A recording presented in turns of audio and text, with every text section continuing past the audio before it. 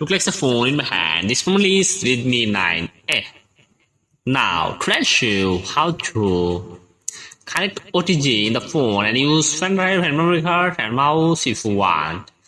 And I will also show you today, if your phone OTG doesn't work, I'll show you how to fix it.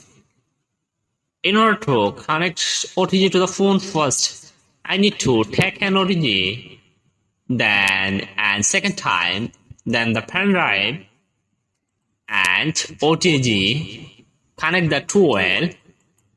Then in this pendrive and OTG connection properly. Second time, I'll find settings option.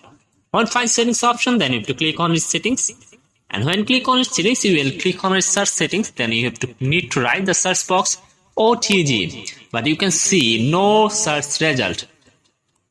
So, and you put this pendrive on your phone and wait few seconds. Connect your phone OTG properly, and if your phone OTG not working, you just replace your phone OTG and solve your problem.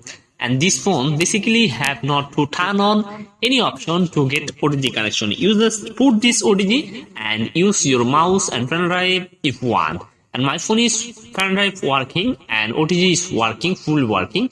And if you want to use mouse, I just put the mouse now and wait few seconds after installing it. But here I can see my phone is mouse working. So viewers, Redmi 9A phone, fully OTG supported phone, and if you want to use mouse, pendrive, memory card, if you want.